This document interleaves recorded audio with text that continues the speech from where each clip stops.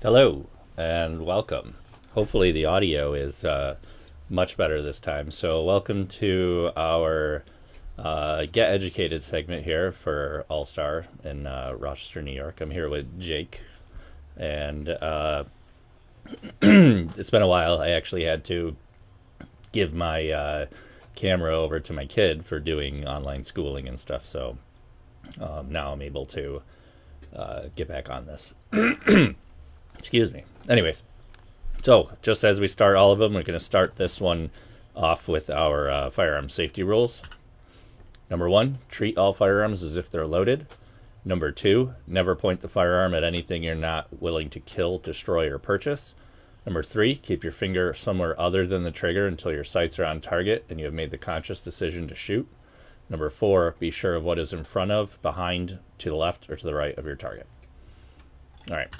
So in this segment, we're going to do, I call this ARs Part 1. So there's so much to ARs. It's one of our specialties here, but we sell a lot of, not only do we do custom builds and manufacture parts, but we sell a lot of other brands as well in the retail store. So this is going to start off as a basic one. We're going to talk about administrative handling, loading and unloading, basic field strip, some basic cleaning, and where to lubricate the rifle.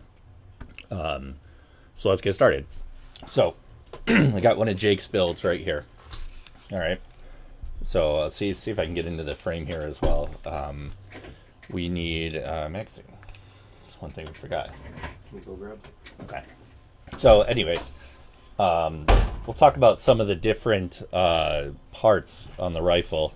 On your AR, you have your stock back here, your receiver extension tube, castle nut receiver extension plate, got your grip. You've got your takedown pin right here, your safety. Okay, moving forward, you've got 2 trigger pins and your trigger. All right, on the other side of the lower, we have an ambidextrous safety on here. So you've got your magazine catch, your bolt release, or bolt catch lever. Back to the other side of that magazine catch is going to be your mag button right here. Sorry, I'm looking at myself in the camera. The front pin here is called your pivot pin. Moving upward without disassembling it yet, you've got your dust cover and your upper receiver. You've got your charging handle on top. Jake has an optic on here. This would be your fore-end or rail system, and underneath that is your barrel and your muzzle device. All right. Inside is your bolt carrier group. All right, so empty mag, not working with any ammo. So administratively handling these firearms, from just a basic load and unload perspective here, when we load the rifle, a lot of times I roll it over into myself like this. I want it so that I have a good access to it. So typically, what we're going to do, would you grab some snap caps? Okay. So that would help. So when we load the magazine, we're going to put it into the mag well here and firmly press it. Okay. And what I always do is give it a little tug. All right. To make sure that it's firmly seated. All right. And I have Jake grabbing some snap caps as well so we can show about loading it safely as well. All right. When we unload it, we're going to push the mag button. And that will drop the magazine as well. So as soon as Jake gets back with that, I'll finalize that. Now, one thing to say, as I mentioned in both my shotgun videos and some of the other stuff, when we talk about placing your finger somewhere other than the trigger, having a good mindset of where your finger goes. On an AR, again, you don't want to be down here near it because you get startled. You could come into the trigger guard. So I typically ride the magazine button. All right, so we're going to take these little fake rounds here. I'm just going to load the magazine. All right, so again, we're going to have the rifle up here.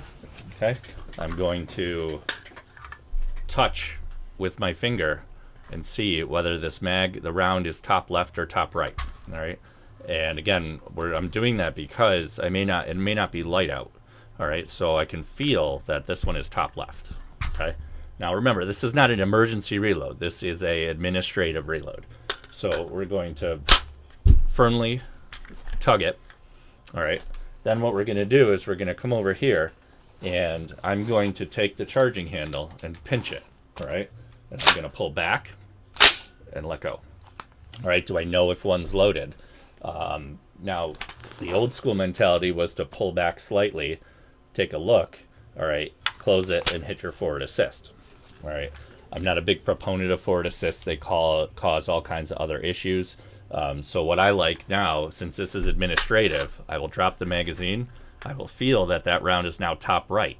So the other one that was there is now inside the chamber. All right. So I know we're loaded. All right, how do we unload these? All right, so first, like with all firearms, we remove the ammunition source. So I'm going to remove the magazine, place it down. And I'm going to do the same thing, all right? And I'm going to watch that round fly out of the rifle, and I'm going to cycle it a few times, all right? And what I'm going to do is I'm going to reach underneath and use my middle finger to push on the bottom of that bolt catch. All right, and in that case, I locked the bolt to the rear, as you can see, and I'm going to visually and physically inspect that there is not a round in there. Now this rifle is safe. All right, so let's watch that again. I'm going to feel now top right. I'm going to load, give it a tug. This time the bolt is already locked back, so I'm just going to come in and I'm going to hit the bolt release. All right, drop the mag. Ammo's now top left. This rifle's now hot and ready to go. All right. We'll save for another part actual stance and holding these firearms because I want a lot of the new shooters and a lot of the new customers who have bought ARs from us to be able to at least safely manipulate these at the range and when they're shooting. So now that I removed it, I'm going to watch that again. I'm going to reach underneath, lock that bolt back, and physically check that it's clean. All right, so that is your basic operation. All right, so when it's loaded, your safety, you have safe and fire.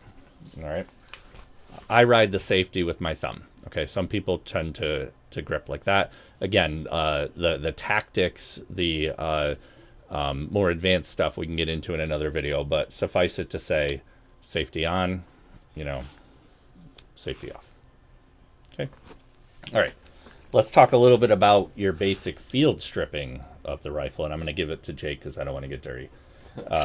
His rifles I'm already getting dirty from it.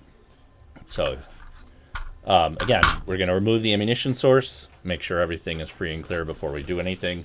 If this was real ammo, I'm of the proponent that I would bring it to another room and not even have any ammo so that there's not even a chance of something happening like that. So, good afternoon, Rick. All right. So, a lot of you guys, new shooters, have bought rifles from us within the past few weeks during this outbreak. And we try to go over basic field stripping and where to oil it and maintenance like that, but it can be tough. So we just want to cover it here, especially when we have all the customers in store. So, like Mike said, you want to make sure the rifle's safe and clear, no mag in it, nothing in the chamber, good to go. Make sure there's no ammunition on your workbench. From there, you're going to push, see if I can get it here, that little takedown pin right there. From this side, just push it with your finger. Some rifles might be stiffer than others. You just got to work with it. You take a tip of a dummy round or a pen or something like that. Yeah. And then the rifle will hinge open like so. Now you have your upper and your lower. From there, it's really simple. You just pull back on your charging handle. Your bolt carrier and charging handle are going to come out together. From there, you can take your bolt out like that.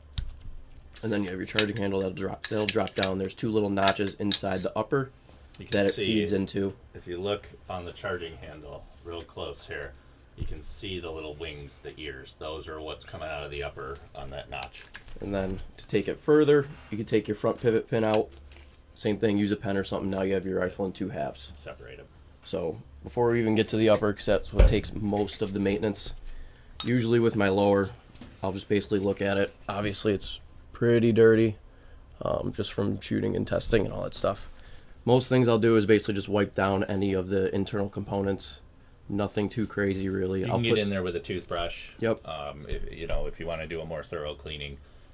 If you're going to go that far, you're probably going to pull your whole trigger assembly out at that point. Yep. Usually the most I'll do is just wipe it down, add some new oil into the springs on the trigger mechanism, and that's it. And that's really your lower in a nutshell. One thing I will mention that's maybe a little more for an advanced video, but it's a good idea once in a while between shooting is to come in with a pen and push down your buffer retainer and pull out your buffer. All right, and what you can do is sometimes that gets some dirt and some grime in there. It's nice to clean out, but it's always nice to almost keep track of the length of your spring. All right, we see so many issues with rifle short stroking that all comes down to an $8 spring, and this spring will weaken over time. What was 7,000 to 8,000 rounds roughly is when you should start looking to replace it. If you keep like a stock spring on hand, like an extra spare part, you can just compare the length. You can compare the lengths. Yep. Yeah. So we sell these enhanced ones, which are 17.7 stainless wire. We have them shot peened and dry lubed, so they're quiet, and they're $8. So buy two next time you buy one, and you always have that extra one. Shameless plug. Shameless plug. Talk slut. Yeah. So that's pretty much the lower. I said I wasn't going to get dirty. That's impossible. Right. Before we even get to the bolt carrier and the charging handle, which get most of the attention, your upper also needs to be cleaned. I don't know how much you guys can see it, but this one has been shot quite a bit. Probably haven't cleaned it in about 1,000 rounds. Most I'll do is just go in with a microfiber towel or a rag or something like that and just wipe out any of the carbon that is in there, like so. Make sure that the upper's clean. You can use like a CLP or something that'll clean it out, and then I usually just take a bore snake down the barrel and clean out any you can use like a Hops number 9. Yep. Honestly, I use chlorine-free brake cleaner. Even Cerakote holds up to that pretty well. Yep. So, like when Jake was wiping off the inside, sometimes I'll spray it onto the microfiber and wipe with the acetone works too, just to kind of break down that carbon a little bit and help keep it cleaner. And then from a maintenance standpoint, you just want to look over all your bearing surfaces where the bolt carrier rides, looking for any abnormal wear, where there's shiny spots where the metal's starting to wear away. You want to look at your receiver extension in there. I don't know how well you guys can see it, but just check the lugs. Barrel extension, make sure that they are good to go. Chipped you don't off have or anything. Check that your gas tube is straight in there. A lot of times, that can be a premature. If you look straight down in there, it's going to be hard to see, but straight down in there is your gas tube. I've had people in the past say to put like a pipe cleaner and shit down your gas tube, but I've always been of the mentality that 50,000 psi of gas is going through there. It's very, very unlikely that it's going to get caked up, and if it does, it's either because the rifle sat for a long time after being shot, and a lot of that stuff from the upper made its way into there. But again, gas tubes are cheap, and it's definitely not the first thing we look at if there's an issue with a rifle. And then going into the charging handle, usually I just wipe it off, nothing too crazy. You can use CLP if you want to really get it clean, but just wiping it will usually suffice. Normally you'll get some wear. So on this one that's been shot quite a bit, you're starting to get some wear here. That's usually one of the areas that I will lubricate when I go to put this back into the rifle. And then once that's all set, basically just set that aside. You're good to go. Going into the bolt carrier and how to strip this. So a lot of you probably already know that are experienced, but to the new shooters out there that want to learn, we'll go over it with you guys. So usually I take something small. If you have small fingers and you can get in there, you're going to take out this little cotter pin right here. Knife works, pen or a little Allen key. So it's this little cotter pin right here. I have an Allen wrench. You just pull it right out. It'll come right out. And there's your cotter pin. So let's talk about this for one quick second. These are very, very cheap parts. All right. This is the number one part you probably should have in your oops kit, because if this part breaks, the rifle goes down completely. It's not like if it breaks, it can keep functioning.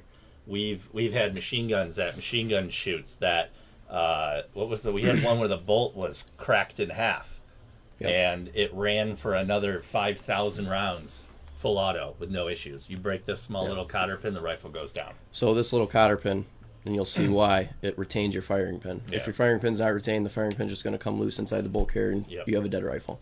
Because now the firing pin will just fall right out, like so. And there's your firing pin right there.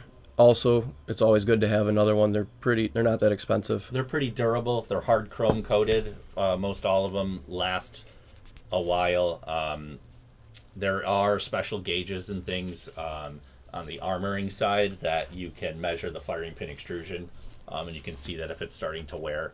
But again, as Jake said, it's a cheap part and a decent one to keep. All you got to really do is just to wipe it down. That's it. And then going forward, you have, going to the front part of the bolt carrier now, you're going to want to depress your bolt head like that. So now you have this little cam pin right here, and you're going to rotate that 90 degrees. So it's going to look like that when it's ready to come out. Okay. From there, just get your finger in there and it'll pull right out. Okay.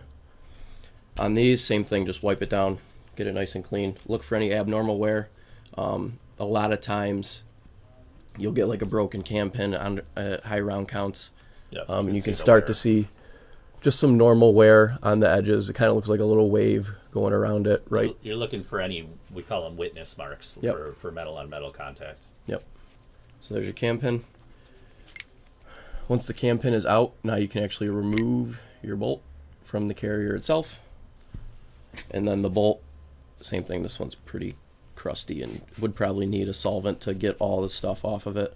Yeah, if you have one of the cheap ultrasonic cleaners from Harbor Freight or something, you could throw a little degreaser and run the small parts in the ultrasonic will help get some of that, or help break some of it down too. So with the bolt itself, you've got your lugs that lock into your barrel extension. This is the hole where the cam pin rides, so that allows it to rotate it. It's a semi-rotating bolt in AR-15. Some things you want to look at: make sure no lugs are broken off or chipped. Usually they'll happen right near the extractor because they're the weakest part of the bolt carrier.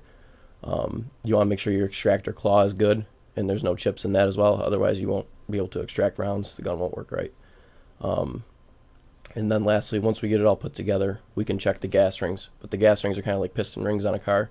They seal the bolt carrier, or the bolt, into the carrier. That's where all your pressure that comes back from the gas tube expands in your bolt carrier and causes the action to cycle. So once that looks good, you can set that aside. So that's basically your full field strip. There's not any more disassembly you would do on a typical, I'm just done shooting at the range. It's time to just field strip, clean it, and re-lube it and put it away. And then getting into the carrier, this part also gets pretty dirty. Same thing, if you want to use a solvent to break down any of that carbon, you can. The nitride coating that's on this makes it pretty easy. You can just wipe it off. But other than that, you want to look at your gas key itself. So this is where the gas key goes over the gas tube once the bolt's fully locked up into the rifle, and then all your gas goes through here down into the bolt and cycles the action of the AR. It's a pretty quick way to describe it, but you want to look at your carrier key screws. So any good carrier, the ones that we sell or any of the other top of the line ones, they should be staked. They are torqued to around 50 inch-pounds, and then they're also staked just to add a little added assurance that this carrier does not come off when it's in the rifle. Typically, when I've assembled carriers, I use a light coating of like red Loctite, put the key on, torque them to spec, and then we have a tool that depresses the metal on either side of the bolts to so that staking is just pushing on those screws so they can't back out when you're firing the gun. It's almost like safety wiring in the race car world, but you don't have wires there. And then usually what I'll do, I don't have one here with me, but I'll take like a small toothbrush and get inside of here and just scrape up any of the carbon. You can roll up your microfiber and stick it in there, like when you got a really deep booger. Then you put the Kleenex up there. Yep. Other than that, just wipe it down, make sure it looks good. There's no abnormal wear or anything like that. Nothing's broken, but it's pretty simple. Putting it back together and re-lubricating it to make sure it's ready to go to the range. So usually I typically will do full assembly and then lubricate the two major parts. Yep. So putting it back together, just some spots you want to lube. I like to put, everybody does it different. I'll probably get comments in here saying you're doing it wrong, but I don't really care We because used it works. to have a video on YouTube of me doing this like exact thing, but they took it down. Yeah. Apparently And you can't show that. I'm sure Mike does it differently as well, but usually what I'll oil a little bit on the gas rings, nothing too crazy. Like there, and then I'll just spread it around with my finger. So that's on the gas rings, those are lubed up. I'll also lubricate the little indent on the bolt. There's a raised what the fuck you would call it? It's a bolt shoulder. It supports the bolt inside the carrier. The reverse of a groove. Yep. So we'll just lubricate that, make sure it's good. Other than that, that's really what I do for the bolt. I'll just spread it around. Sometimes I'll do the lugs. See, I do it once it's already assembled. Yeah. I'll put it when the bolt's in the carrier. I'll put it right at the neck and work it. Yep. So it gets down to those points, anyways. So I kind of do that as well, where I'll Yeah. just spin it around Yep. and make sure everything's spread nice and good. Everything moves nice and freely, no snags, anything like that. Putting your bolt back in, you want to make sure that your extractor might be reversed, but you want to make sure your extractor is at the 11 o'clock position if you are looking straight at it. Or 1 o'clock if you're Or 1 if you're o'clock. the bolt. If you're the bolt. Right. Yep. If you identify as a bolt. Yeah. So then, basically, when your bolt is in there, it should. Sorry, I'm trying to get this to line up for you guys. Yeah. You should see your cam pin hole that allows the bolt to We be should get one of retained. those TikTok ring lights, so Yeah. we can light up what we're actually working on. And then I'll just take some oil and put it on the cam pin itself, and just work it around, and make sure that's good to go. Anywhere that there are wear marks on your Can't carrier. really over oil these guns. No. It's not like an M1 Garand or something where you're not supposed to over oil. Yep. But just know if you do over oil it, the extra oil is gonna end up like on your face or something. Yep. Putting your cam pin back in. Sorry, I did it quick, but you want to just drop it back in, and then make sure you rotate it 90 degrees. And if It should be longer across the bolt, yep, so that way it won't come out. Plus, it's got the hole in it that the actual firing pin rides through. it should look like that. And you know that you haven't done it right if your firing pin does not go into the carrier. Yeah. It's kind of a foolproof way to do it. But other than that, then you drop your firing pin back in. This does not get oil or grease Doesn't or need it. anything. It doesn't need it. It's going to get dirty, but Yeah. don't put oil on it because And then the oil will migrate too. It'll Yep. migrate to it, and Yep. that's why they end up getting dirty. yep, you don't want to put more oil on it because then you could run like a hydro locking situation where the firing pin can't move because of oil around it. Same idea with the clocks. Yep. And then just drop that back in. It'll drop back in, and grab your firing pin, retaining pin. I want to see if you know my trick for putting that in. Good. Oh. Yeah. Usually, sometimes those cotter pins, they'll spread wide like that, and you get it through that first hole, and then it's butting up against the firing pin. So my little trick is I'll take my thumb and I'll push up on the firing pin, and that usually closes them enough to get through that second hole. Yep. And then from there, Check your gas rings while you're here. check the gas rings. So if you want to Extend your bolt. extend your bolt all the way out, you don't want it to be like this. No, Okay. just pull it out. So this is a good way to test to see if your gas rings are good. They're still good. If you're running into a rifle that is not cycling right, it could be your gas rings. Always a good, easy test to do. Yep.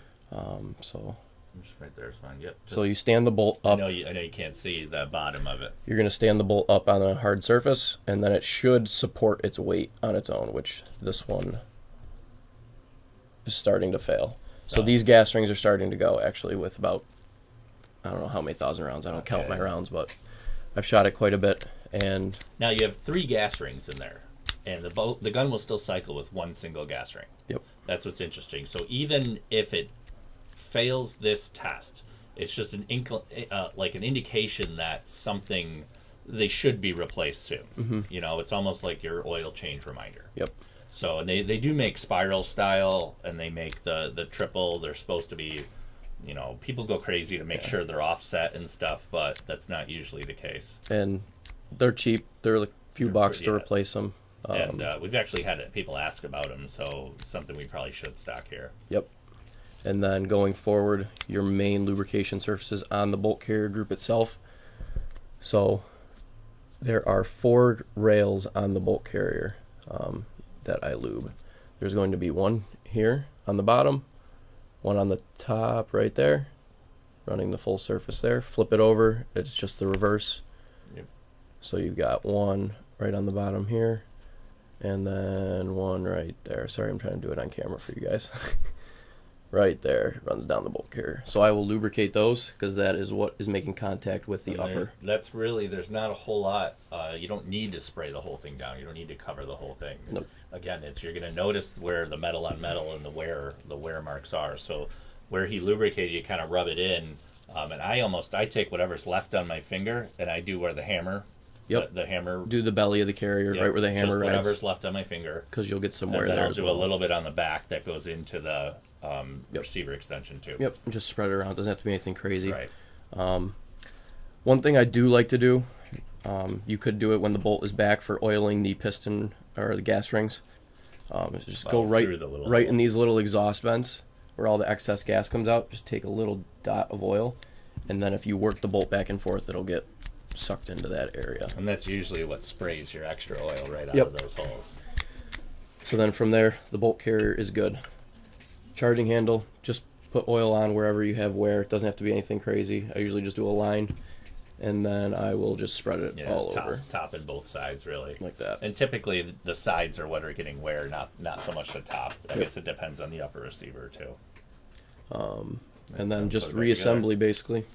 So you're going to put your charging handle back in. You're going to find those 2 little tabs where they want to go into the upper receiver, and then slide forward like that.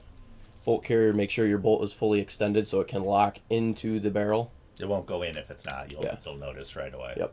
So then you just slide your carrier in together. Good to go. That's it. Your upper's done. Your upper is done.